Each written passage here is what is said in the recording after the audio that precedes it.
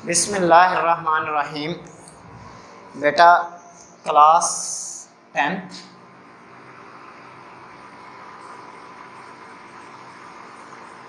आज 23 जुलाई 2020 थर्सडे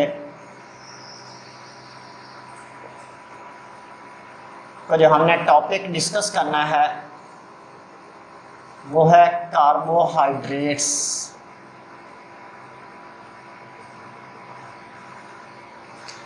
सबसे पहले हम इसके लिटरल मीनिंग को डिस्कस करेंगे।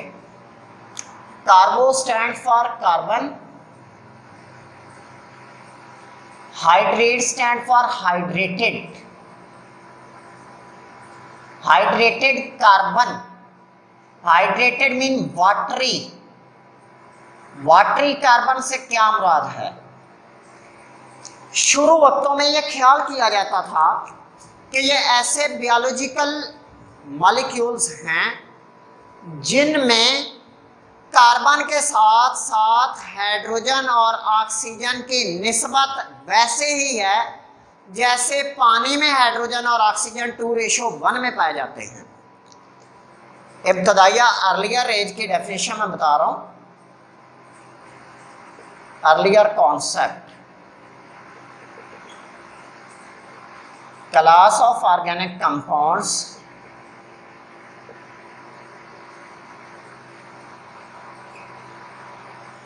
in which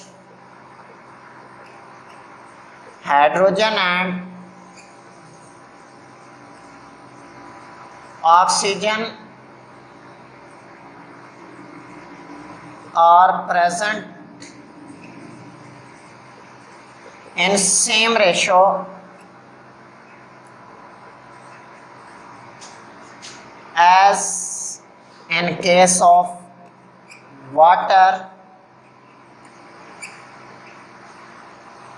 2:1 with carbon atoms। Carbon atom के साथ हाइड्रोजन और ऑक्सीजन इस रेशो में एडजस्ट होते हैं जैसे कि वाटर में इनकी रेशो 2:1 होती है। इसलिए इनका जनरल फार्मूला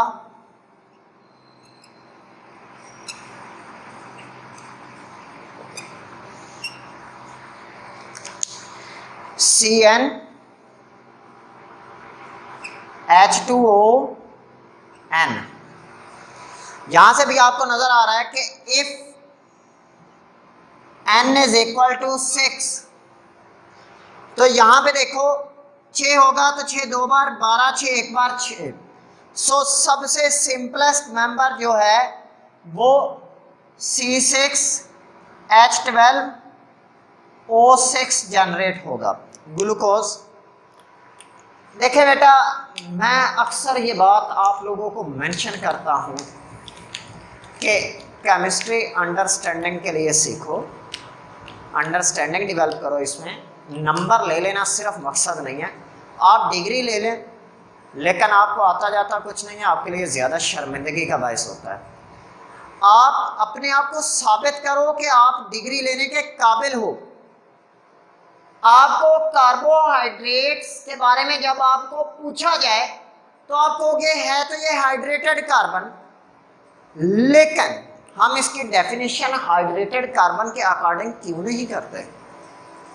क्योंकि मॉडर्न कॉन्सेप्ट में और है वजह, तो वो मैं अभी बताने जा रहा हूं। लेकिन चूंकि अर्लियर एज में ग्लूकोज था जो फर्स्ट टाइम कार्बोहाइड्रेट डिस्कवर किया गया, मालूम किया गया, नेचुरली तौर पे पहचाना गया, तो उसी के अकॉर्डिंग बकिया तमाम कार्बोहाइड्रेट्स देखने को मिले। तो फिर सब में चूंकि रेशो इस तरह एडजस्ट हो रही थी सो यही डेफिनेशन रहने दी। लेकिन विद द एडवांसमेंट, जैसे जैसे सब्जेक्ट में एडवांसमेंट आती गई तो ये साबित कर लिया गया कि ये ज़रूरी नहीं कि हर कार्बोहाइड्रेट के अंदर हाइड्रोजन और ऑक्सीजन की रेशो वही हो जो कि पानी के अंदर हाइड्रोजन और ऑक्सीजन की रेशो होती है। तो फिर मॉडर्न कॉन्सेप्ट की तरफ मूव किया। मॉडर्न कॉन्सेप्ट क्या था?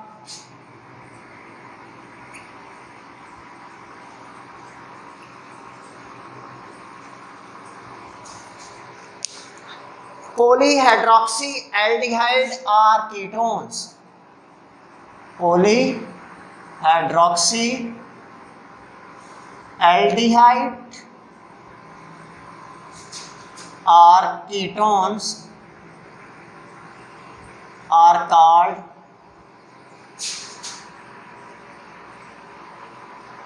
carbohydrate. पॉलीहाइड्रोक्सी एल्डिहाइड या कीटोन्स को कार्बोहाइड्रेट्स कहा जाता है। देखें यहां पे पोली का वर्ड पोलियोन से लिया गया है।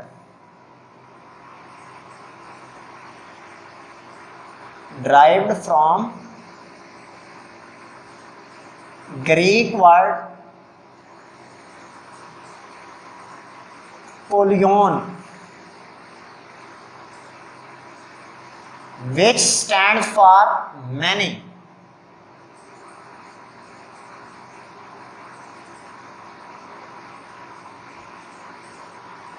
Hydroxy stand for OH group. Aldehyde अगर आपको याद हो तो आपने तीसरे चैप्टर में बेटा पढ़ा था फंक्शनल ग्रुप वाले टॉपिक में कि C double bond oxygen single bond directly अगर एक साइड पे हाइड्रोजन आ जाता है तो वो एल्डिहाइड है, और अगर डायरेक्टली दोनों अतराफ पे कार्बन आ जाए तो वो कीटोन है। इसका मतलब ये हुआ कि कार्बोहाइड्रेट्स ऐसे कंपाउंड हैं जिनमें ये फंक्शनल ग्रुप या ये वाला एल्डिहाइडिक या कीटोनिक फंक्शनल ग्रुप मौजूद होगा। तो जिसकी एक मिसाल आप अगर अपनी बुक पर देखें तो ग्लूकोज का स्ट्रक्चर दिया हुआ है जिसमें CHO लिखा हुआ है। आप उसको कुछ यूं भी लिख सकते हो, आपकी मर्जी है। C 2 3 4 5 6 कार्बन, H2OH हो गया। उसके बाद अगर आप गौर करें तो हमारे पास OH, उसके बाद OH,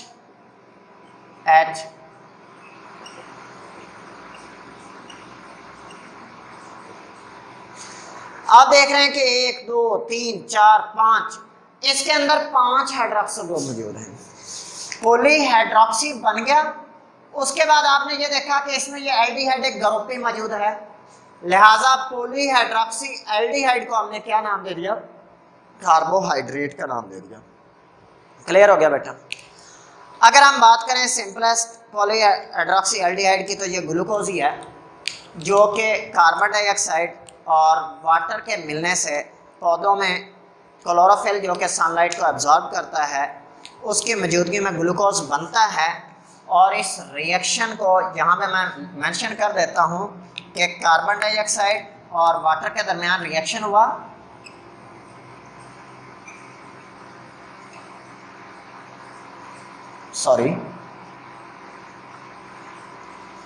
इससे हमें C6H12O6 प्लस हमारे पास ऑक्सीजन 6 2 बार 12 और 6 18 थे, अभी तक 6 ऑक्सीजन हमने लिखे हैं।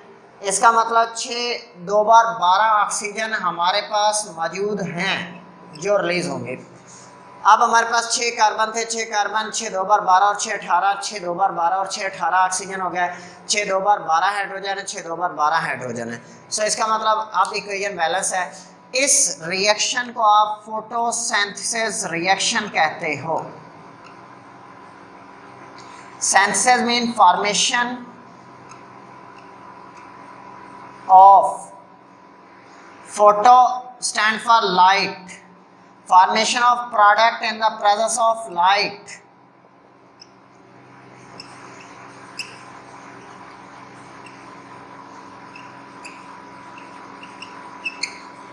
फोटो जो है वो किसका यूनिट है? लाइट का। सो प्रोडक्ट का बनना, और इसमें प्रोडक्ट हमारी कौन सी है? ग्लूकोज। सो आप सिंपल वर्ड्स में ये भी कह देते हो कि ग्लूकोज का बनना फोटोसिंथेसिस कहलाता है। नेक्स्ट बेटा हमारे पास है कार्बोहाइड्रेट्स की डिवीजन।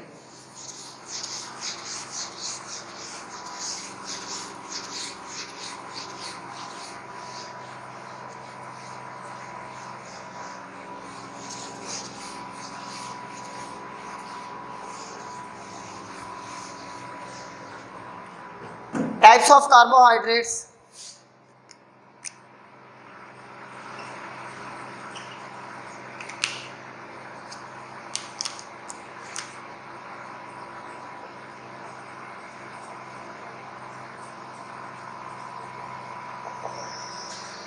कार्बोहाइड्रेट्स को 3 कैटेगरीज में डिवाइड किया गया है।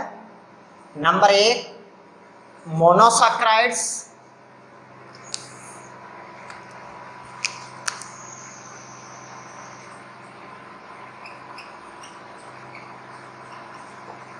नंबर 2 डाइसैकराइड्स और नंबर 3 पॉलीसैकराइड्स।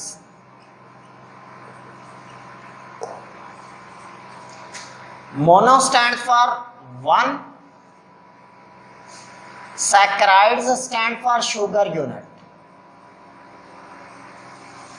ऐसे कार्बोहाइड्रेट्स जो सिर्फ एक शुगर यूनिट पर मुश्तमिल होते हैं मोनोसैकराइड्स कहलाते हैं। Di stand for 2, saccharides stand for sugar unit.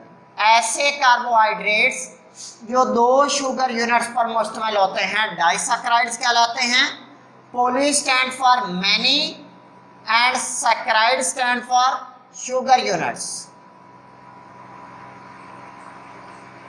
सो ऐसे कार्बोहाइड्रेट्स जो बहुत सारे शुगर यूनिट्स पर मुश्तमिल होते हैं उन्हें आप पॉलीसैकराइड्स कहते हो। मोनोसैकराइड्स जो हैं ये हमारे पास सिंपलेस्ट शुगर होती हैं, ये मजीद हाइड्रोलाइज नहीं हो सकती, can not be hydrolysed.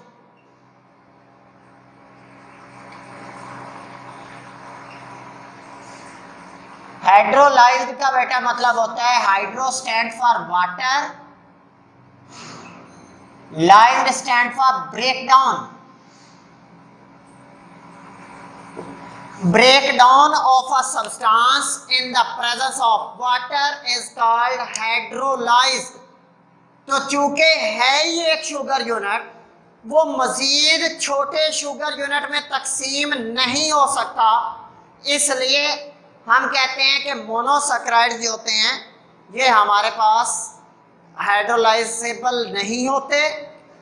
Further इनके अंदर कार्बन एटम्स की तादाद जो होती है, नंबर ऑफ कार्बन एटम्स इनमें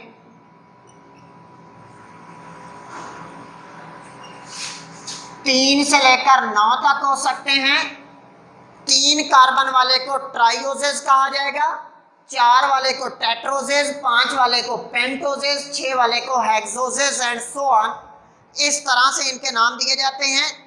उसके बाद मोस्ट इम्पोर्टेंट जो मोनोसैकराइड्स हैं वो ग्लूकोज और फ्रुक्टोज हैं, जिनके स्ट्रक्चर्स नीचे दिए गए हैं। ग्लूकोज का मैंने इधर ड्रा भी किया है, तो ये इम्पोर्टेंट है। आप लोगों को एनुअल में ग्लूकोज और फ्रुक्टोज के स्ट्रक्चर आ सकते हैं। कुछ लोग फ्रक्टोज बोलते हैं, कुछ फ्रुक्टोज बोलते हैं, वैसे फ्रुक्टोज वर्ड होता है। तो आपको ये जो ग्लूकोज की अगर हम बात करें तो ये पेंटाहाइड्रोक्सी एल्डिहाइड होता है, चूँकि इसमें एल्डिहाइड एक ग्रुप होता है। और अगर हम फ्रक्टोज की बात करें तो आपको टॉप से नजर आ रहा होगा CH2OH, नीचे C double bond O, further C।